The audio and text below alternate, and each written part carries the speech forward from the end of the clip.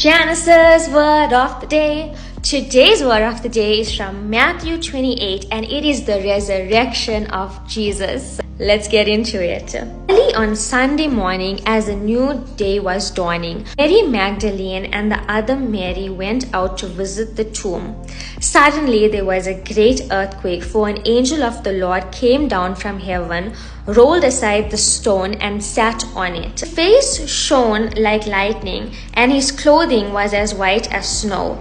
The guards shook with fear when they saw him and they fell into a dead faint. So Mary Magdalene and the other Mary went to go visit Jesus' tomb, but when they went over there, they saw an angel who rolled the stone aside and showed them Jesus' empty tomb and told them that he is not here, he's not in this tomb, for he has risen just as he said he would. And when the guards saw this, they fainted because they were like in shock. I would also be in shock if I see an angel. The angel spoke to the woman and said, "Don't be afraid." He said, "I know you are looking for Jesus who was crucified. He isn't here. He is risen from the dead, just as he said would happen. Come see where his body was laying. Now go quickly and tell his disciples that he has risen from the dead and he is going ahead of you to Galilee. You will see him there. Remember what I told you." The women ran quickly from the tomb. They were frightened but also filled with great joy, and they rushed to give the disciples the angel's message. As they went, Jesus met them and greeted them, and they ran to him and grasped his feet and worshipped him.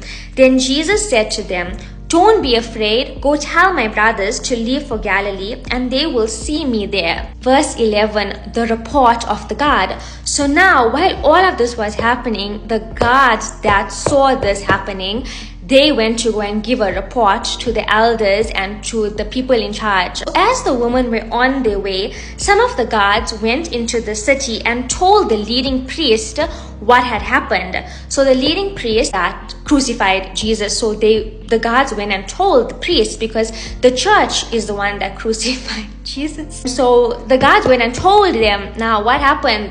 This was really the Son of God and you crucified him. With the elders was called, and they decided to give the soldiers a large bribe. They told the soldiers, "You must say Jesus' disciples came during the night while you were sleeping and they stole his body. If the governor hears about it, we'll stand up for you." So if the government hears about this, we'll say, yes, it's true. Jesus' disciples came and stole the body. You won't get in trouble. So the guard accepted the bribe and said what they were told to say. Their story spread widely among everybody, and this story is still told today. So there's a lot to unpack here. So I wrote some points as to why I know that the disciples did not steal Jesus' body, and that Jesus did rise from the dead, and that Jesus is alive till today. Number one, I believe it because it's written here in the Word of God. It tells us exactly what happened. It's the actual count. As per Matthew, who was God's disciple, it tells us from him himself what really happened, and he was there, and I believe him. The reason is that the tomb was heavily guarded. So they were guards all around the tomb. They were scared that the disciples were going to come and steal Jesus' body. The tomb was heavily guarded to make sure that nobody comes and steals his body. And they put a huge stone in front of the tomb, which the two ladies could have not been able to roll out, guards over there. And that time, the guards used to all have swords. So why were the ladies going to go and risk getting killed to go and steal a dead body? Another reason is that the disciples were already so frightened. So what was their motive to steal Jesus' body?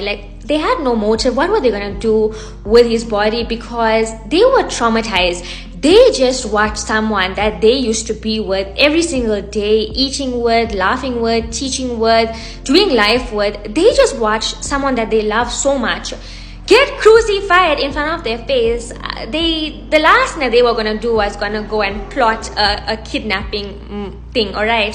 And then also another reason is, if any of you know the story of what happened after Jesus died, there was a search all around looking for his body. Like, they literally dug up every single grave. They dug up everywhere to look for his body, to find his body, to find his bones.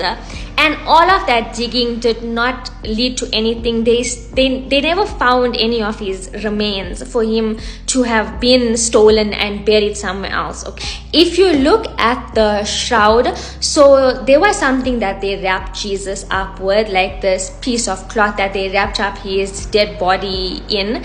And what happened, if you look at that shroud today, you can literally see Jesus's face on that shroud. It is still there. And the only way for his face to have been imprinted onto a material is if a big, huge, like, bolt of lightning or lasering or something so powerful impacted that material in order for a face to appear there, in order for something to even leave a mark there. Okay, if you know about science, you'll know, like, a cloth is not gonna just have something imprinted on it. And describes the resurrection because there had to be such a big lightning in that shroud for it to have actually left his face. Okay, many people saw Jesus after he was resurrected. So after Jesus was risen from the dead, he came back onto the earth. He came back for 40 days to preach and to share the gospel and to show everybody his hands that had the nail scarred things. And there is so many records in history, and people documented that they saw Jesus after he was crucified, because he did come back down to the earth and be here for 40 days, reiterate all of his teachings. And now people even believed in him even more because they saw for themselves that he was on the cross and now he's back. Another reason is the way Jesus's disciples died. So I'm running out of time here, but if you want me to make a video on how the disciples died, it's so intense, because if you don't believe in Jesus, just by hearing about how his disciples died, it will literally make you think, because all his disciples had to do was deny Jesus and they would have lived. All they had to do was say that he was not real, his miracles were not real, he's not the Son of God, he didn't rise from the dead, and they would have been able to live.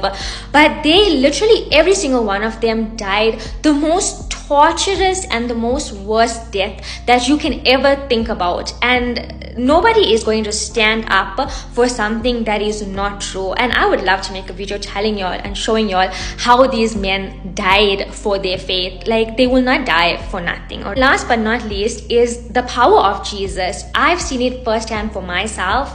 When things started to come and attack me and come to mess with me, all I had to do was say Jesus, and the amount of power that comes from that name, the amount of transformation, the amount of change. And even though everything like gets so scared and they start hissing and they start screaming and they run away, so that name is definitely the most powerful name. Like, I've seen it for myself. And if you don't believe me, then you can try it for yourself. And I hope this video helped you to understand he loves you and he is alive. He is alive. He's not dead.